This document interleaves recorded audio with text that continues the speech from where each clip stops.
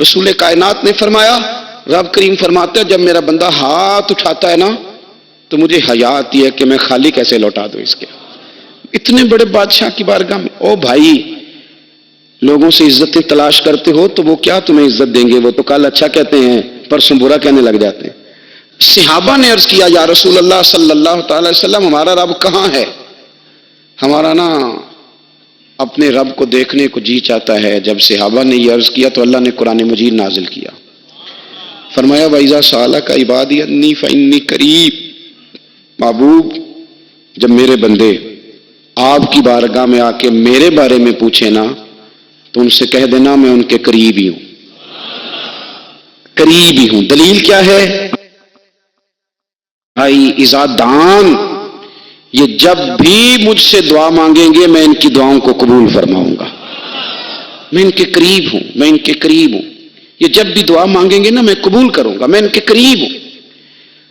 اللہ تبارک و تعالیٰ کے بندے اللہ سے محبت کرتے، رب کی بارگاہ میں جھکتے، اس کو اپنے دکھ سناتے، اس کے پیارے محبوب صلی اللہ تعالی علیہ وسلم کا وسیلہ لے کے اس کے حضور حاضر ہو جاتے۔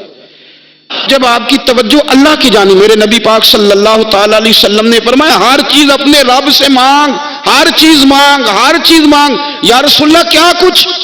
میرے محبوب نے فرمایا تیرے گھر میں نمک بھی ختم ہو جائے تو وہ بھی اپنے رب سے مانگا کر، تو مانگنا وہ تجھے دے گا، تو اس کی بارگاہ میں کشکول طلب دراز تو کرنا۔ اور ترمذی شریف میں عجیب لفظ ہیں، رسول کائنات نے فرمایا، رب کریم فرماتا ہے جب میرا بندہ ہاتھ اٹھاتا ہے نا تو مجھے حیا آتی ہے کہ میں خالی کیسے لوٹا دوں اس کے۔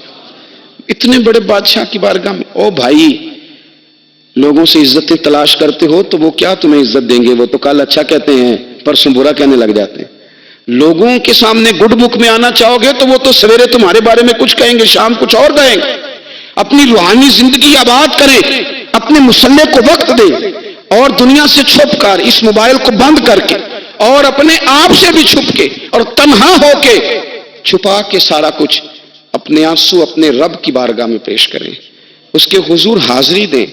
سنو نا ترمذی کی حدیث، اور اسے یاد رکھنا، نبی پاک علیہ السلام نے فرمایا اپنے دکھ لوگوں کے سامنے نہ بیان کرنا، سیٹھوں نوابوں کو نہ بتاتے پھرنا، دنیا داروں کے سامنے جا کے نہ رونا کہ میں تکلیف میں ہوں۔ فرمایا اگر دنیا داروں کو دکھ بتاؤ گے رب تمہیں کبھی غنی نہیں کرے گا۔ اور لوگ ہیں کہ الٹا مذاق اڑائیں گے۔ آپ کی جس سے بڑی پکی یاری ہے نا، پکی، وہ تب تک پکی ہے جب تک آپ نے 50,000 مانگا نہیں، اور جس وقت آپ نے کہہ دیا کہ میں مجبور ہوں میری مدد کر تو پھر ختم ہو گئی دوستی۔ لوگوں کی تعلقات آپ کے ساتھ تب تک ہیں جب تک آپ ان سے کوئی ضرورت وابستہ نہیں کرتے۔ کریم محبوب فرمانے لگے بندوں کے سامنے دکھ نہ بیان کرنا، اللہ تجھے کبھی غنی نہیں کرے گا۔ تو اپنے دکھ اپنے رب کو بتا، تو دعائیں مانگ، تو اس کی بارگاہ میں حاضر ہو، تو اس کے حضور عرض کر۔ فرمایا اپنے دکھ اپنے رب کو بتا، وہ جلدی کرے یا دیر سے کرے تجھے ساری دنیا سے بے نیاز کر دے گا، تجھے کسی کا محتاج نہیں رہنے دے گا۔ اپنے مسلح کو، اپنی دعاؤں، ایک بزرگ فرماتے میں نے دعا مانگنے کا طریقہ اپنی بیوی سے سیکھا، دعا مانگنے کا طریقہ اپنی، سیکھنے والے تو اپنے بچوں سے بھی سیکھ لیتے ہیں، سیکھنے والے تو ہر ایک سے سیکھتے ہیں۔ وہ کہتے ہیں میں نے دعا مانگنے کا سلیقہ اپنی بیوی سے سیکھا ہے۔ حضرت وہ کس طرح؟ فرمانے لگے میری بیوی نے نا مجھے کوئی کام بتایا، کچھ پیسوں کی ضرورت کے لیے کہا، تو میں نے اسے کہا کہ بھئی ابھی میرے پاس نہیں ہے، کچھ دنوں میں آتے ہیں تو میں دے دوں گا۔ عورتوں کی عادت ہوتی ہے وہ بار بار یاد کراتی ہیں، 2-4 دنوں کے بعد پھر اس نے کہا حضرت میں نے کہا تھا کچھ پیسے، میں نے اسے کہا کہ ابھی میرے پاس نہیں ہے، کچھ دنوں میں ملتے ہیں تو میں تمہیں دے دوں گا۔ اس نے کچھ دنوں کے بعد پھر کہا حضور وہ میں نے کچھ پیسے کہے تھے۔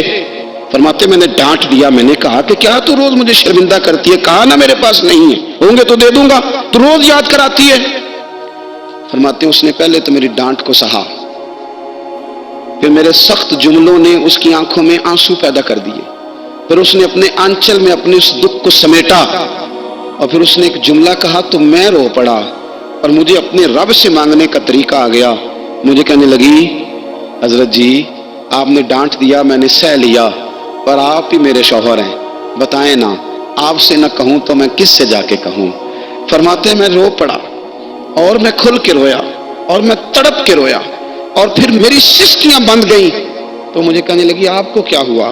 میں نے کہا مجھے بھی دعا مانگنی آ گئی ہے، جب میں اسے کہوں گا نا اللہ تو ہی میرا رب ہے، میں تجھ سے نہ کہوں تو میں کس سے جا کے کہوں؟ میں کیوں کسی بندے سے سوال کروں؟ میں کیوں کسی دنیا دار سے کہوں؟ میں تیرے بندوں کا، نیک بندوں کا وسیلہ لے کے، تیرے محبوب کی غلامی لے کے تیری بارگاہ میں آیا، تجھ سے نہ مانگوں تو کس سے مانگوں؟ سمجھ آ گئی ہے؟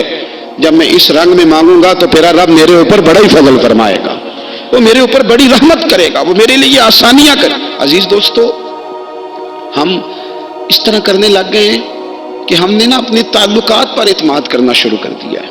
میرے تعلقات بہت ہیں۔ ہم نے اپنی دولت پر اعتماد کرنا شروع کر دیا ہے، میرے پاس دولت بہت ہے۔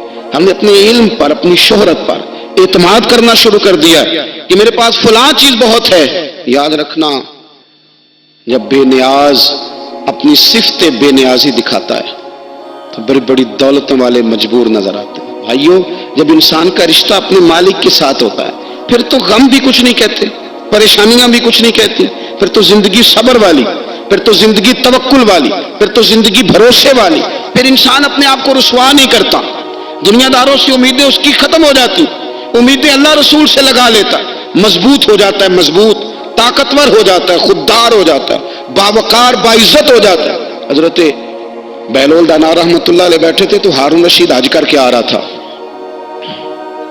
تو رستے میں حضرت شیخ سے ملاقات ہو گئی تو السلام علیکم کے بعد کہنے لگا، حضور کوئی حکم ہو تو بتائیے گا۔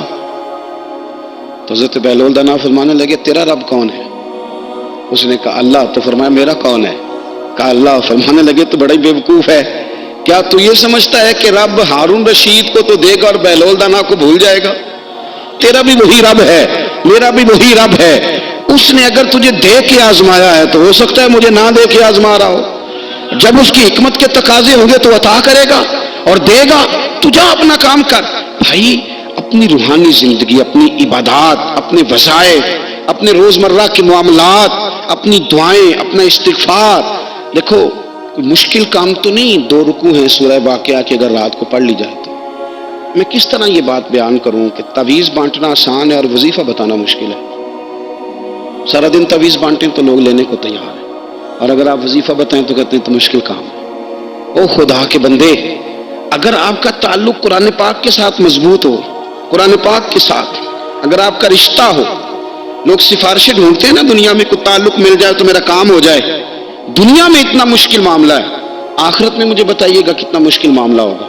میرے نبی پاک صلی اللہ تعالی علیہ وسلم نے فرمایا، جو لوگ سورہ ملک پڑھا کرتے تھے نا، سورہ ملک، یہ سورت ملک قیامت میں ان کی سفارش کرے گی، اور اس طرح کرے گی کہ کہے گی اے اللہ یہاں اس بندے کو جنت میں داخل کر دے یا مجھے قرآن پاک سے علیحدہ کر دے۔ تو رب فرمائے گا جا اس کا دامن تھام کے اسے جنت تک پہنچایا۔ آپ بات کو سمجھیں، جب آپ کے تعلقات اپنے معاملات کے ساتھ مضبوط ہوں گے، یہ نبی کریم نے وعدہ کیا ہے کہ تو سورت واقعہ پڑھ، تیرے گھر میں فاقہ نہیں آئے۔ حضرت عبداللہ ابن مسعود رضی اللہ تعالیٰ عنہ بیمار تھے تو حضرت عثمان غنی رضی اللہ تعالیٰ عنہ تیمارداری کے لیے تشریف لے گئے اور جا کر کے کہا کہ آپ بڑے بیمار ہیں، آپ کی بیٹیاں زیادہ ہیں، میں چاہتا ہوں کہ خزانے میں سے کچھ مدد کروں۔